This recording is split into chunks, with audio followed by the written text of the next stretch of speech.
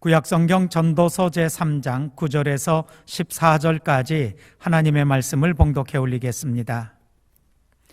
사람이 애쓴다고 해서 이런 일에 무엇을 더 보탤 수 있겠는가? 이제 보니 이 모든 것은 하나님이 사람에게 수고하라고 지으신 짐이다. 하나님은 모든 것이 제때에 알맞게 일어나도록 만드셨다. 더욱이 하나님은 사람들에게 과거와 미래를 생각하는 감각을 주셨다. 그러나 사람은 하나님이 하신 일을 처음부터 끝까지 다 깨닫지는 못하게 하셨다. 이제 나는 깨닫는다. 기쁘게 사는 것, 살면서 좋은 일을 하는 것, 사람에게 이보다 더 좋은 것이 무엇이랴? 사람이 먹을 수 있고 마실 수 있고 하는 일에 만족을 누릴 수 있다면 이것이야말로 하나님이 주신 은총이다.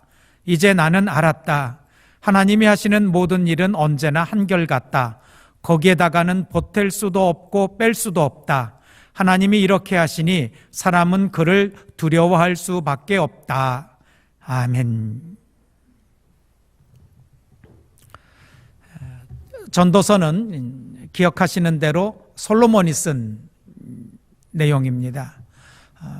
인생을 꽤 많이 살고 난 다음에 깊이 묵상하고 자기가 겪은 일들, 주변에서 본 것들, 일어나고 지나가는 현상들을 지켜보면서 깨달은 글들을 적은 것입니다. 잠언과는 내용이 많이 다릅니다. 잠언서를 더러 좋아서 읽으시는 분들이 있겠는데 잠언서의 내용은 지금 살아가는데 어떻게 판단하고 어떻게 결정하고 행동하는 것이 올바를 것인가, 또 하나님이 기뻐하시는 일인가, 이런 거에 대한 현실적인 문제들을 직접 다룹니다. 근데 전도서는 살고 나서, 웬만큼 살고 나서 지나간 것을 놓고 생각해 보니까 내가 미처 깨닫지 못했던 부분들이 이랬었구나, 이런 것들을 차근차근 돌아보고 확인받으면서 마음을 이렇게 가라앉히고 다스리는 그런 분위기가 됩니다. 전도서를 읽으면서 그래서 느끼는 것도 참 많지만 한편으로는 이런 이 부분은 좀 누구에게나 해당하지 않을 수도 있겠다라는 그런 부분도 있습니다. 어떤 부분이냐면 솔로몬은 다 해봤지 않습니까? 왕의 아들로 태어나서 받을 거, 누릴 거, 또 그런 정도가 아니라 태어날 때부터 가지고 있는 총명함도 있어서 지혜로운 사람이었습니다. 이스라엘 왕국으로 볼 때 이스라엘 왕국의 가장 최전성기를 누렸을 때는 다윗에서 솔로몬으로 이어지는 이때였었습니다. 가장 좋은 데서, 가장 좋은 여건에서 해볼 거 다 해보고 깨닫는 그 내용이 우리는 해본 거 별로 없고 다 가져보지 못하고 그만큼 누려본 것 없고 타고난 지혜나 명철함도 그만한 것 같지는 않은 우리에게 어떤 교훈이 될 건가, 이런 부분이 좀 미진하기는 합니다. 어떤 것들은 겪어야만 하는 것도 있기에, 어떤 것들은 가져본 다음에 그리고 극복해야 해결되는 것들도 있기에 그런 한계는 좀 있다고 생각은 합니다. 하지만 성경에 솔로몬이 깨달은 것을 통해서 그만큼 위대하거나 놀라운 일을 해보지 못한 사람들도 알 수 있는 부분이 있기 때문에 성경에 이 전도서의 내용이 기록되어 있습니다. 오늘은 다른 어떤 것보다도 말씀에 담겨져 있는 내용들을 깊이 있게 좀 차근차근 묵상하면서 우리를 향하신 하나님의 뜻을 살피려고 합니다. 본문인 9절은 처음에 이렇게 시작을 합니다. 사람이 애쓴다고 해서 더 노력하고 집중하고 이렇게 매달린다고 해서 이런 일에 무엇을 더 보탤 수 있겠는가? 그 이런 일은 1절에서부터 8절까지 앞에서 나오는데 한마디로 요약한다면 누구나 태어나서 살아가는 동안에 겪는 일들이라는 그런 내용들입니다. 태어나서 지금까지 겪는 일들, 그런데 그게 일률적이지 않고 전도서 3장의 앞부분은 참 특이한 부분이 되어 있습니다. 어떤 때는 열심히 심다가 어떤 때는 열심히 뽑는 시기가 다가오더라는 거죠. 어떤 때는 집을 짓는다고 재료를 모아서 열심히 건축을 하고 애쓰는데 어떤 때 보니까 그 집이 무너지기도 하고 일부러 무너뜨려야 될 때도 있더라라는 거죠. 화가 나서 돌을 던질 때가 있는 반면에 그것이 무모한 분노였음을 깨닫고 도를 거두어야 될 때도 있더라라는 거죠. 좋은 사람이 있어서 끌어안을 때도 있는 반면에 미움이 생겨서 멀리할 때도 생기더라라는 거죠. 반대되는 것들을 결합해 놨지만 곰곰이 생각해 보면 살아가면서 차근차근 일어나는 모든 일들, 그리고 그런 일들은 어떤 때는 이랬다가 다른 때는 저랬다가 하는 그런 일들까지 있더라라는 거죠. 근데 그런 것들을 겪으면서 곰곰이 생각해 보니까 지금 만약에 다시 내가 그 시점으로 간다면 그것들을 바꿀 방법이 있었을까?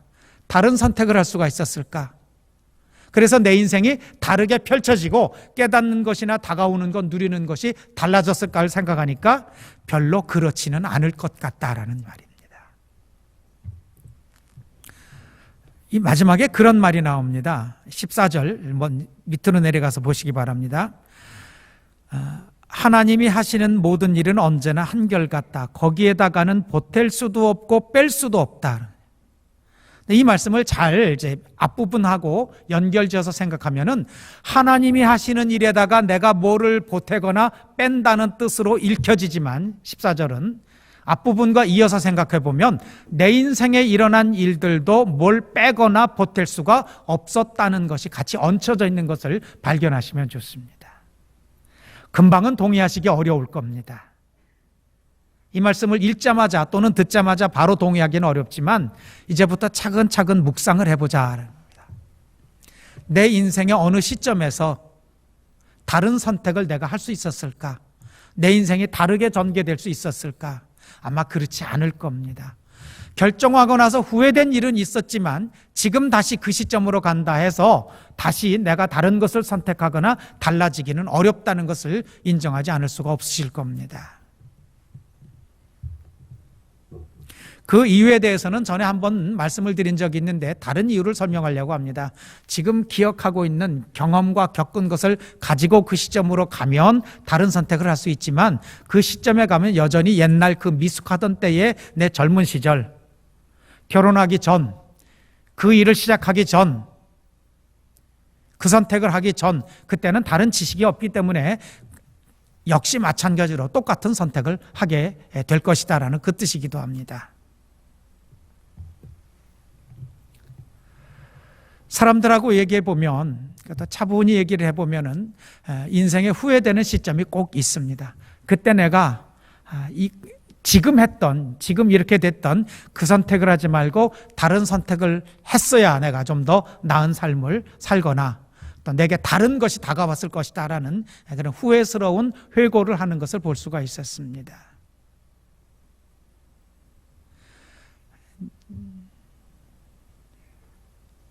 이렇게 반문해 보면 어떨까요? 그러면 다른 선택을 했을 때는 돈을 더 많이 벌 수도 있겠고 조금 더 좋은 조건에서 살 수 있었을런지 모르는데 그 선택의 결과가 지금보다 더 행복할까? 그렇게 한번 접근을 해보자는 겁니다.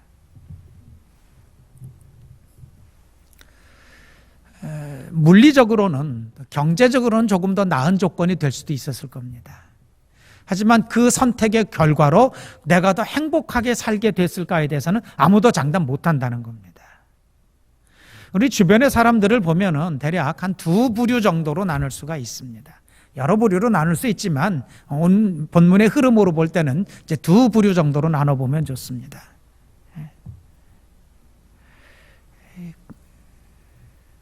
자신이 살아온 길에 대해서 후회하고 걱정하고 원망하고 불평하는 부류의 사람들입니다. 반대쪽에는 그냥 받아들이고 그러는 쪽에서도 감사하고 이만하면 그냥 열심히 살았다라고 만족하는 이런 분들을 볼 수가 있습니다. 주변의 분들을 보면서 한번 확인해 볼까요? 우선 가까운 데서 앉아 계신 분들 중에 어떤 분들이 비교적 감사하면서 행복하게 살고 있습니까? 어떤 분들이 그러지 말았어야 되는데 나는 왜 이렇게 됐을까라는 그런 못마땅한 거나 불평함이 더 많은지. 내 주변의 분들을 놓고 판단하기 좀 쉽지 않으실 겁니다. 늘 만나는 분이고 보는 얼굴이기 때문에 평가하기가 어려우실 겁니다. 이 자리에 있지 아니한 다른 사람을 한번 생각해 보시기 바랍니다. 내 주변에 내가 알고 있는 사람 중에 비교적 만족하고 감사하고 복되게 살고 있는 사람 이름 몇 개 떠올려 보시기 바랍니다. 반대쪽에 저 사람을 만나면 주로 그 대화 내용이 하는 얘기가 못마땅한 것, 원망, 속상한 것, 푸념, 그래서 불행해 보이는 그런 사람 한번 생각해 보시기 바랍니다.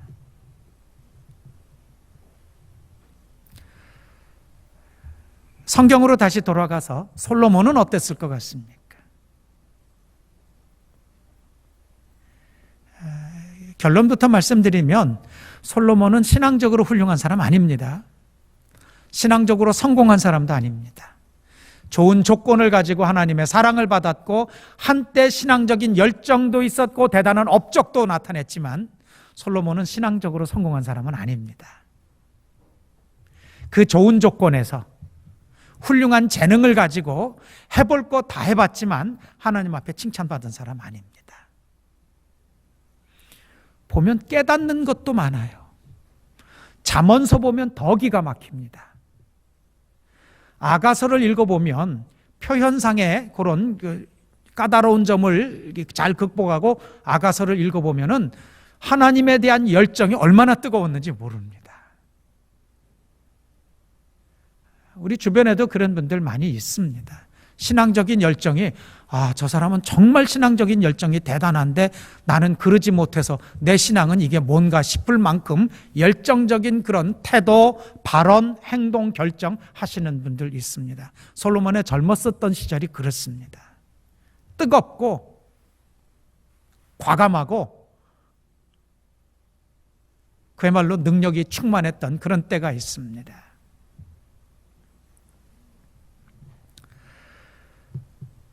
훌륭한 아버지의 아들로 태어나서 좋은 조건을 가지고 신앙적인 열정 속에 하나님께서 네가 구한 것보다도 내가 후하게 너에게 주겠다고 할 만큼 그런 태도를 보였던 그런 솔로몬도 삶의 마지막에는 자신 내부에서 요구하는 그냥 그 무료함과 지루함에서 나오는 그것을 극복하고자 하는 쾌락, 탐욕, 즐기는 것에서 벗어나지를 못했습니다. 나라가 어려워지고 백성들의 삶은 훨씬 더 고달퍼졌습니다. 호화와 사치 속에서 향락을 일삼고 우상 숭배를 직접 하진 않았지만 곁에 있는 사람들이 우상을 섬기도록 하는데 재원을 아끼지 않고 지원을 있는 대로 다해서 재정이 점점 더 힘들어지고 그런 왕의 곁에 있는 사람들이 우상 숭배를 하는 바람에 백성들도 그 영향을 받아서 우상 숭배하는 데서 목표하는 그런 것에 백성들도 물들었습니다. 나 좋은 것 달라고 기도하고 나 잘 살자고 거기에 몰두하고 재물 바치고 그리고 타락하고 하는 그런 일에 빠지게 되고 결과적으로 그 다음 시대에 그 다음 때에 나라가 갈라지게 됩니다. 오늘 본문의 마지막 절에 보면은 솔로몬의 노후하고 깨달음하고가 들떠 있다는, 맞지 않는다는 걸 볼 수가 있습니다. 하나님이 하시는 모든 일은 언제나 한결같다. 그 뜻은 옛날부터 처음부터 명확했고 요구도 분명했고 변한 적이 없다.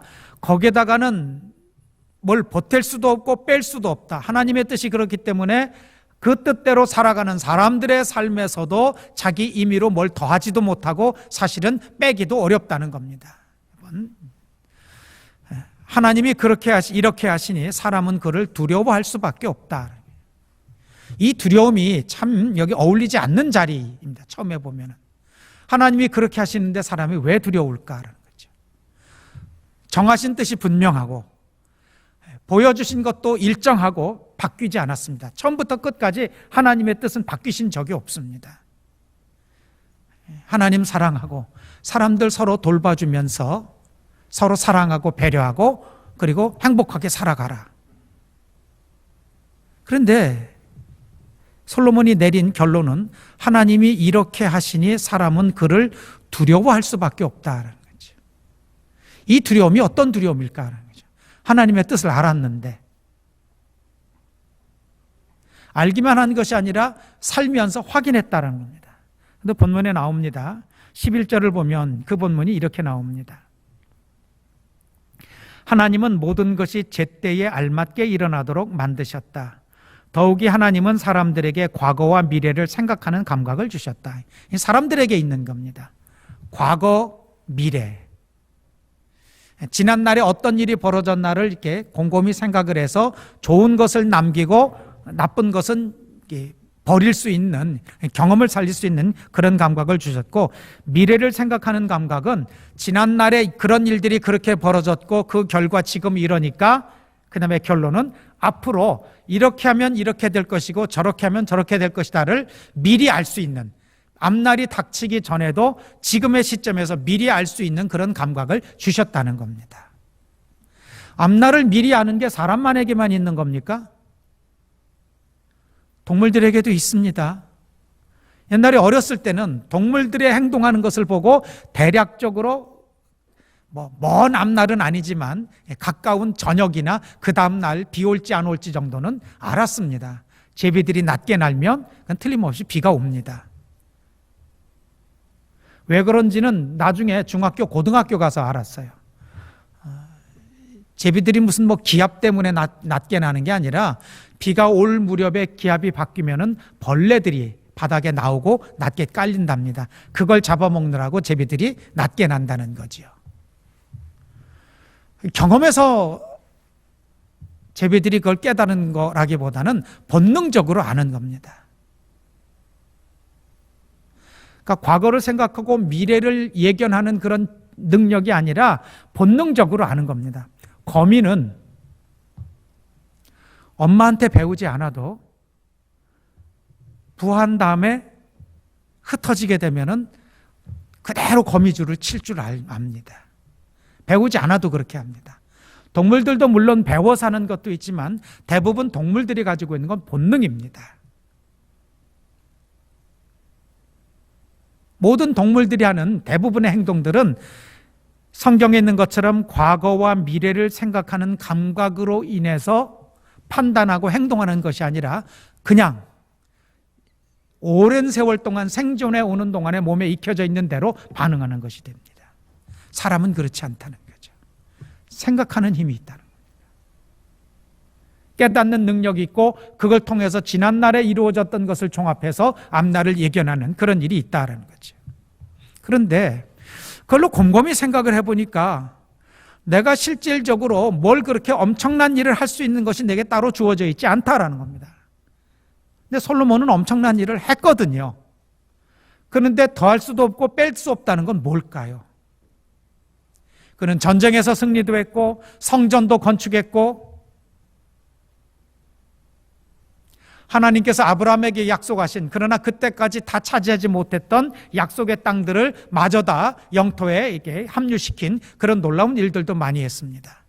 그런데 정작 본인은 보탤 수도 없고 뺄 수도 없는 정해진 인생을 사는 것처럼 그렇게 묵상을 하고 또 그렇게 고백을 합니다. 이게 무슨 뜻일까요? 그때는 내가 하는 줄 알았는데, 그때는 내가 이룬 줄 알았는데 결국은 그게 아니더라라는 거죠.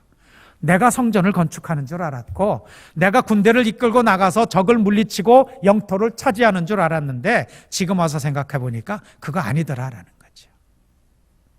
내가 아니더라도 하나님은 누군가를 통해서 하나님의 일을 하셨을 것이고 다만 내가 거기에 쓰임받은 것뿐이지 나라서 그 일을 한 것은 아니다라는 거죠.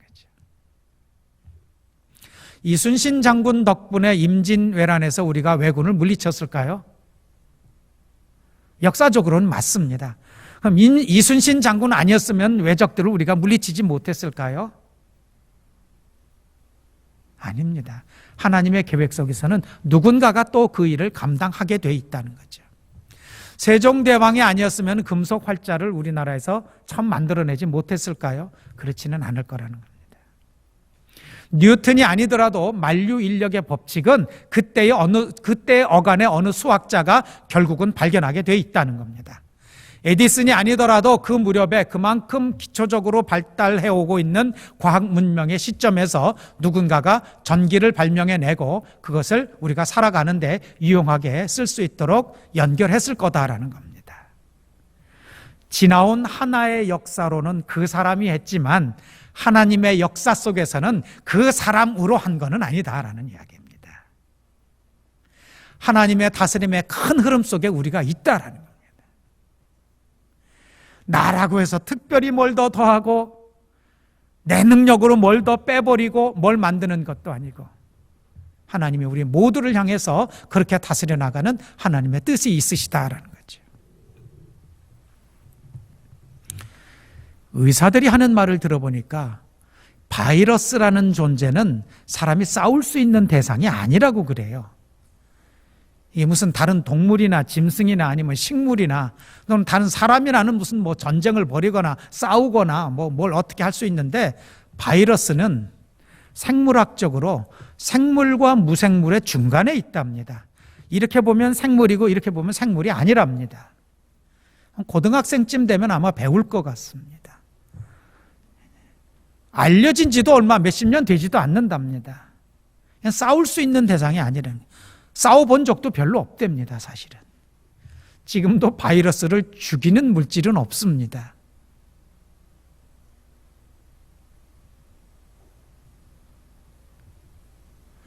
놀라운 것은 세계를 바꾸고 있어요.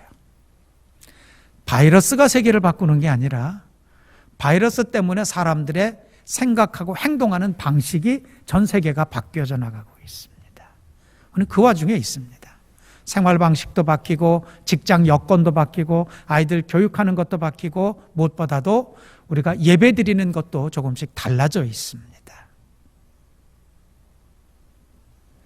총이나 칼로 탄압을 하고 정치로 막 핍박을 하고 내리누를 때는 과감하고 용감하게 맞서 싸울 수가 있었습니다. 죽으면 죽으리라 성경에도 있지 않습니까? 죽으면 죽으리라. 나 목숨 내놓고 그리고 내 신앙 지키고 가족들과 사랑하는 사람들을 위해서 하나님 나라에 대한 소망을 가지고 나는 그렇게 싸우겠노라.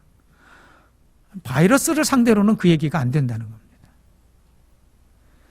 무슨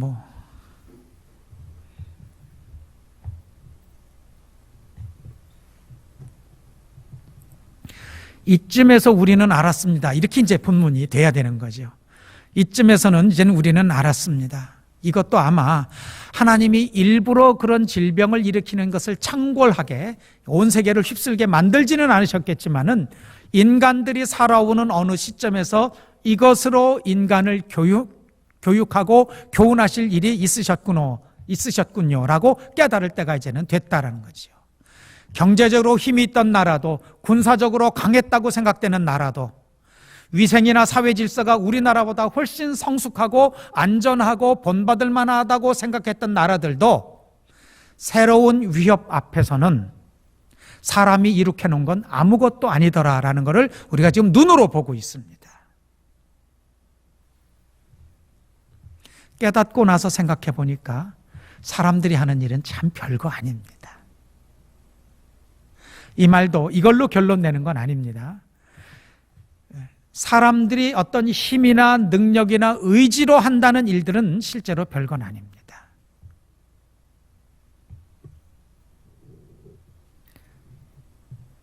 사람들이 위대한 것은, 사람들이 놀라운 것은 그런 힘이나 능력이나 대단한 것에서 나오는 것이 아니라 당연하고 일상적인 것에서 나오는 것을 깨닫게 됩니다. 앞부분을 다시 한번 염두에 두신다면 우리 주변에 그나마 감사하고 행복하고 귀하게 여기고 살아가는 사람들은 TV에 나오는 멋진 사람들이 아닙니다. 훌륭한 대학, 기업을 경영하는 그런 분들 아닙니다. 생활의 달인, 인간극장에 나오는 분들, 산속에 들어가서 사는 분들, 그런 분들이 훨씬 더 감사하고 행복해하고 삽니다. 몇 가지 요인들을 골라보니까 대략 4가지 정도가 그분들의 삶에서 보입니다. 첫 번째는 열심히 살아요. 열심히. 행복하고 감사한 사람 중에 빠짐없이 열심히 살아요. 부지런히 열심히 일하면서 사는 사람. 두 번째는 욕심을 좀 버렸거나 극복한 사람들이에요.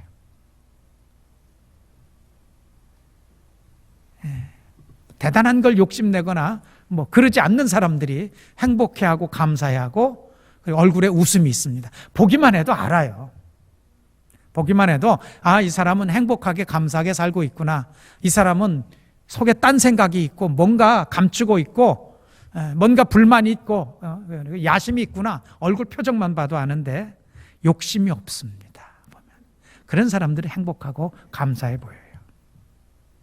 당연히 세 번째로 검소하게 삽니다. 검소하게 삽니다. 운전을 하고 길에 나가보면 좀 느껴요. 비싸고 좋은 차를 탄 사람은 차만 못한 것 같습니다. 오히려 훌륭해 보이는 사람들은 낡은 차, 일하는 차, 그래서 부지런히 일하면서 다니는 사람들이 훨씬 더 훌륭해 보여요. 교통 질서도 더 잘 지킵니다. 정차했을 때 유리문 열리고 손가락 나와가지고 담뱃재 터는 건 대부분 고급차들. 저 사람은 자기 차만 못하구나 속으로 그렇게 생각합니다.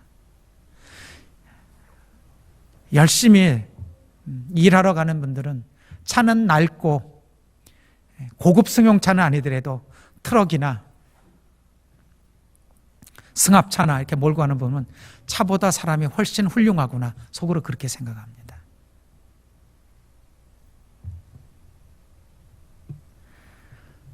직접 보거나 대하진 않았지만 주로 이제 TV나 글에서 이렇게 보면은 주어진 여건에 감사하고 행복하게 사는 사람들에게 결정적인 또 하나의 요인이 있었던 것을 발견했습니다. 자녀들이 웬만큼 지내요. 크게 성공하거나 부자는 아니더라도 보람을 거기에서 느끼는 걸 볼 수가 있습니다.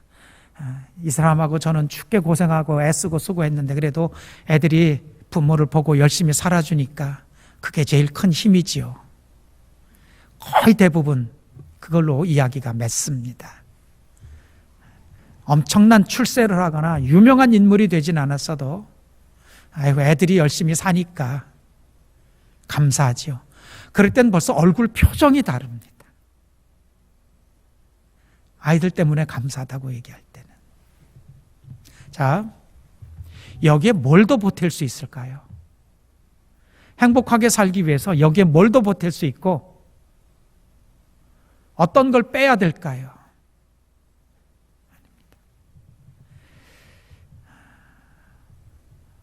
세상 사람들도 이거 깨닫습니다. 하지만 예배를 드리는 사람들이 깨달을 건 하나님이 그렇게 정하셨다는 거예요. 그러니까 이걸 떠나서는 사람이 기쁘고 행복하게 사라지지 않는다는 겁니다. 이걸 바꾸려는 생각을 하지 말아야 된다는 겁니다. 그러니까 두려운 거죠. 여기서 벗어나고 싶은 거죠, 솔로몬은. 벗어나지 못한다는 걸 살면서 깨달으니까 그러니까 두려운 겁니다. 그 두려움 때문에 벗어나지 않았더라면 얼마나 그 노후가 원만하고 행복하고 기뻤겠습니까마는 이 두려움 속에서 결국은 자기를 선택했기 때문에 그 노후는 하나님 보시기에 합당한 노후가 되지 못했던 것을 알 수가 있습니다. 한 번 더 구절을 보시기 바랍니다. 사람이 애쓴다고 해서 이런 일에 무엇을 더 보탤 수 있겠는가? 우리의 인생에서 내가 다시 다른 선택을 한다고 해서 무엇이 달라졌을 수 있을까? 그거 생각하지 마시기 바랍니다. 지금의 시점에서 내 인생이 여지껏 살아온 것을 바탕으로 해서 이제부터가 좋아진다면 얼마든지 가능하다라는 걸 알 수가 있습니다. 하나님 정하신 것이 있구나라는 거죠. 그걸 바꿀 생각을 할 게 아니라 받아들이고 그 안에서 열심히 그리고 감사하게 살아가는 것, 그것보다 더 나은 것은 없다라는 겁니다. 결론을 그렇게 내렸으면 그렇게 사는 일이 중요합니다. 굳이 바꾸려고 할 것이 아니라 냉면은 차갑게 먹어야 됩니다. 뜨거운 걸 먹고 싶으면 냉면을 데워서 드실 게 아니라 라면을 드시면 됩니다. 반대로 라면은 뜨겁게 먹는 게 더 맛있습니다. 차가운 걸 드시려면은 그냥 국수를 드시면 됩니다. 더하거나 뺀다고 해서 나는 그작지 라면에다 얼음을 넣어서 식혀서 먹어야 되겠다, 냉면을 데워가지고 팔팔 끓여서 먹겠다고 자기 인생 바꿔주지 않습니다. 이미 일어난 일이고 진행하고 있는 일이고, 감사한 것은 세계 어느 나라보다도 우리나라가 슬기롭고 지혜롭게, 이끄는 분들은 이끄는 대로, 참여하는 백성들은 참여한 대로, 가끔 못 참는 사람들 때문에 조금 걱정스러운 일은 벌어진다 하더라도 우리나라 썩 잘 하고 있습니다. 그러면 힘들어도 감사해야지요. 아이들이 학교를 못 가고 있지만 그러면서도 또 좋은 걸 찾아내실 수 있을 겁니다. 경제적인 여건이 예전 같지 않지만 맞춰서 살면 될 거 아닙니까? 더 어려웠던 때도 살았는데, 자주 만나지 못하지만 그 대신에 서로 전화하거나 아니면 대화를 통해서, 대화방을 통해서 문안하고 그러는 가운데, 참 이런 일에도 하나님이 사람에게 이런 것을 알게 하시고 누리게 하시구나라는 이런 감사가 있을 줄로 압니다. 오늘 말씀의 제목은 깨닫고 나서 생각하니입니다. 한 주간 동안도 이 말씀을 생각하시면 좋겠습니다. 깨닫고 나서 끝나지 마시고 거기에서도 또 생각하셔서, 내게 다가오는 것, 지나가는 일들이 나를 조금씩 하나님 앞에 가까이 인도하시는구나 라는 그런 기쁨이 일주일 내내 동안에 얼굴에서도 마음에서도 확인되고 누리는 우리 성도님들 꼭 되시기 바랍니다. 기도하겠습니다.